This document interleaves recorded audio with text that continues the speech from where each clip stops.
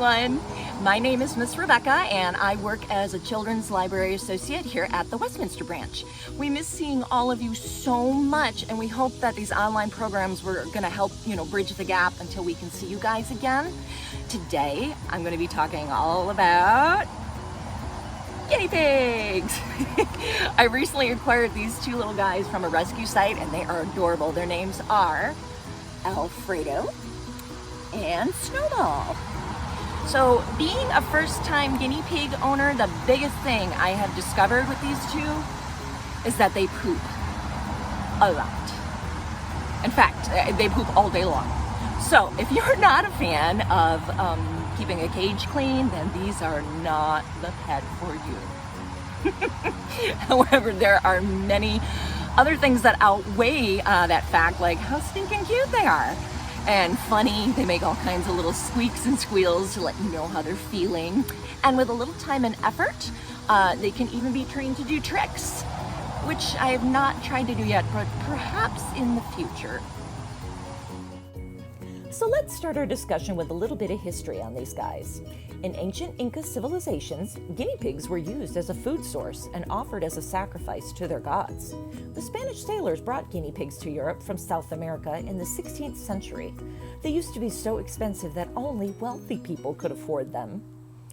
Since the mid-1800s, laboratories around the world have used guinea pigs as research models to study various fields such as genetics and pathology. Hence the phrase, "Who wants to be the guinea pig?" when referring to someone trying something new or unknown. The proper name for a guinea pig is cavy. No one knows how they got their common name because they do not come from Guinea, Africa, nor are they related to pigs. They in fact belong to the rodent species. The most important characteristic shared by all rodents is the continual growth of their front teeth throughout their entire lives. Because of this, they developed a need to gnaw on hard objects to keep their teeth from growing too long.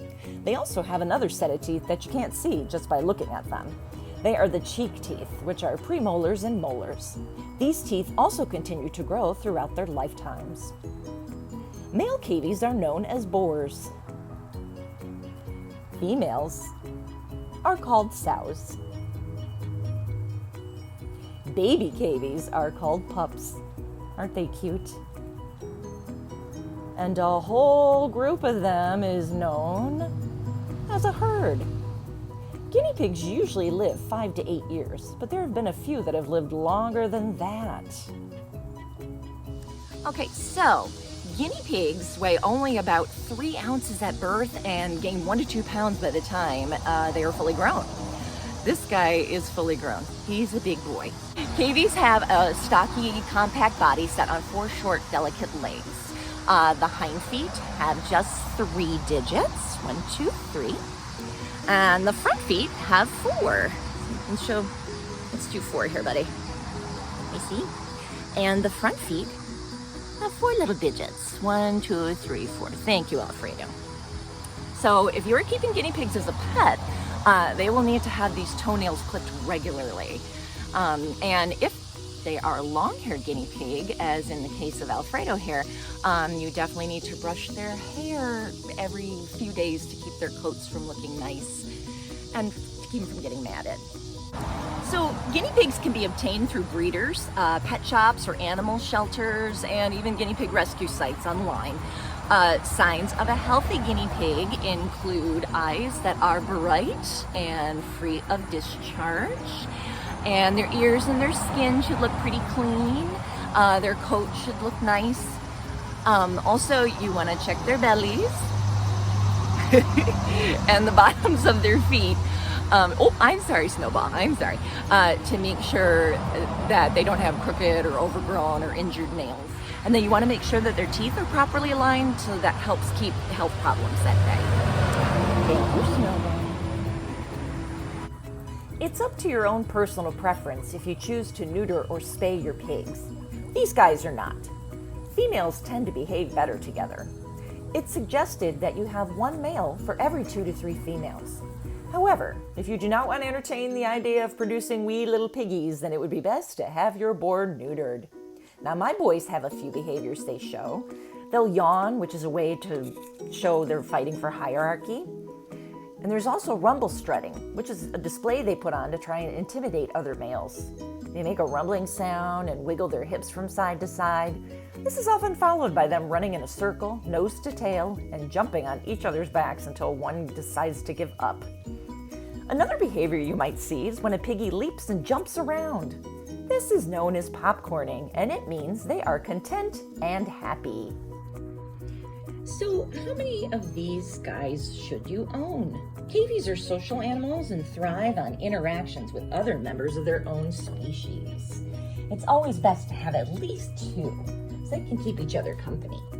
Now, in the case of my 2, I rescued them as a bonded male pair. However, they do show some signs of territorial aggression.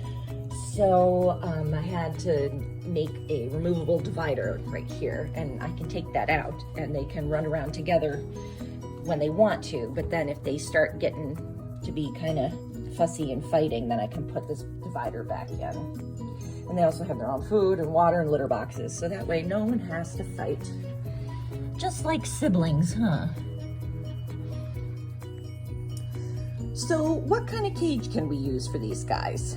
There are lots of sizes and guidelines out there, but basically you need to just have a spacious enough area to accommodate all of your occupants comfortably, with room enough to play, and a place for hideaways, toys, dishes, and bottles. Most cages that come from pet stores tend to be too small. However, if you are starting out with a young guinea pig who is not fully grown yet, that would be fine in the beginning. A typical setup people use is one of these. It's called a C&C cage, which stands for a cube and coroplast. The cubes are your basic storage cubes that you would use to hold various items, and they can be configured into lots of different designs. This is one I saw a lot on the internet, so I just kind of recreated it. There are also companies that sell pre-made ones in different colors. As for me, these guys were originally on the floor, which was not helpful for my back, so I decided to move them up to a long banquet table. The material used for the sides is known as coroplast, which is basically a corrugated plastic cardboard sheet that's waterproof and lightweight and makes cleaning up and mess containment much easier. Isn't that right, guys? Lining your cages correctly is very important for these creatures as well. Little cavey foot pads are bare and sensitive, so they need soft bedding. And walking on a graded cage can cause painful foot sores, which we do not want for our little friends. Some options are shredded paper bedding or fleece. And I have small little bits of paper bedding here for their litter boxes. But I mostly like to use the fleece. And you'll also see various types of wood shavings recommended, but I would advise staying away from this type because the dust from these can cause breathing problems for our little friends.